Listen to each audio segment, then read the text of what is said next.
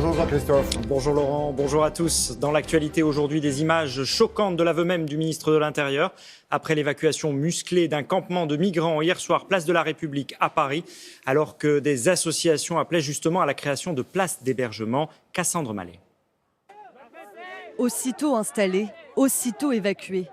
Les forces de l'ordre enlèvent les tentes, les retournent. Parfois avec des exilés encore à l'intérieur. Et sous les huées des migrants et des militants. Une évacuation musclée entraînant des scènes de violence. Une mêlée géante au cœur de la capitale.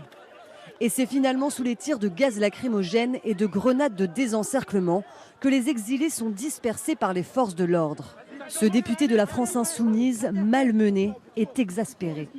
La seule réponse qu'on donne à des centaines de personnes qui, en plus dans le temps de Covid, n'ont pas d'abri, ne sont pas mises à l'abri, c'est la police. Et ça, c'est plus supportable. Il faut mettre à l'abri ces quelques centaines de personnes qui, depuis l'autre jour, ont été laissées à la rue et malheureusement soumis à certaines violences policières. Plus tard, dans la nuit, le ministre de l'Intérieur, Gérald Darmanin, a réagi sur Twitter. Certaines images sont choquantes. Je viens de demander un rapport au préfet de police. L'Assemblée nationale doit justement voter cet après-midi la proposition de loi controversée sur la sécurité globale qui pénalise la diffusion malveillante de l'image des policiers. Également dans l'actualité, Emmanuel Macron qui s'adressera une nouvelle fois aux Français ce soir dans une allocution très attendue à suivre sur France 2 à 20h.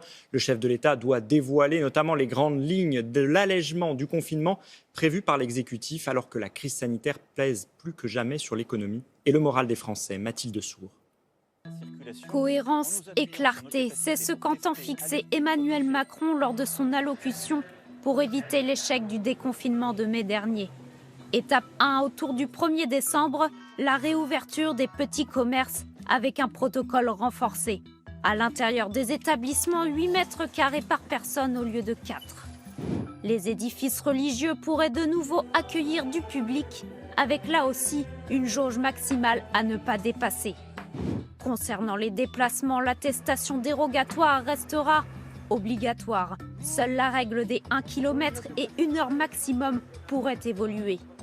Étape 2, autour du 18 décembre. L'objectif, permettre aux Français de se réunir pour les fêtes de fin d'année, avec responsabilité, comme préférer des retrouvailles en petit comité.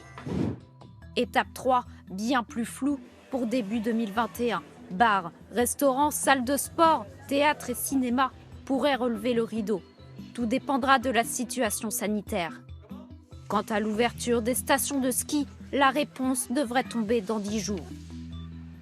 Et c'est dans ce contexte que s'ouvre aujourd'hui la 36e campagne des Restos du Cœur. L'association créée par Coluche s'attend à recevoir 1 million de bénéficiaires cette année en raison de la crise sanitaire.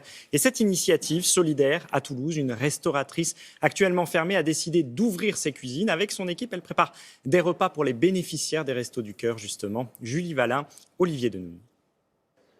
À l'arrêt depuis 5 semaines, la cuisine de ce restaurant est pourtant en pleine activité.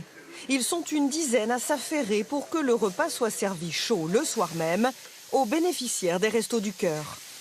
Au menu, 400 cuisses de poulet, 70 kilos de riz et de légumes fournis par les Restos du Cœur. C'est la patronne Pauline Braillon qui a proposé son aide à l'association. On a des gens qui viennent aux distributions tous les soirs qui avant étaient extras dans la restauration. Avant, on aurait pu les embaucher, maintenant on leur fait à manger parce qu'ils n'ont pas de quoi se payer un repas. Une fois cuisinés, les plats sont ensuite distribués sur 3 sites de Toulouse. Des repas équilibrés qui réchauffent le corps et le cœur des bénéficiaires. Une initiative bienvenue pour les Restos du Cœur qui font face à une augmentation importante des plus démunis. Au mois de mars, avant, on distribuait 300 repas en tout sur les 3 sites au Restos du Cœur et on a doublé pratiquement, enfin on a plus que doublé notre distribution. Le restaurant toulousain Le Moaille ne tire aucun bénéfice de cette action caritative, hormis le fait d'être un vrai Resto du Cœur. Et le Premier ministre doit se rendre dans l'un des centres des Restos du Cœur à Asnières, dans les Hauts-de-Seine aujourd'hui. Jean Castex qui a annoncé le déblocage de 100 millions d'euros pour financer les projets associatifs de lutte contre la pauvreté.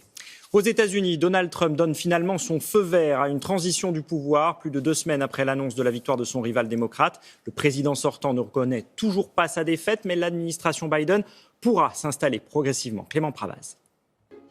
3 semaines après l'élection présidentielle, Donald Trump accepte finalement le processus de transition. Même s'il ne reconnaît pas sa défaite, le président américain a autorisé la directrice de l'administration à donner à l'équipe de Joe Biden accès à des fonds et des comptes rendus de sécurité afin de préparer la passation de pouvoir du 20 janvier. Néanmoins, dans le meilleur intérêt de notre pays, je recommande à Émilie de faire ce qui est nécessaire concernant le processus initial et j'ai demandé à mon équipe de faire de même.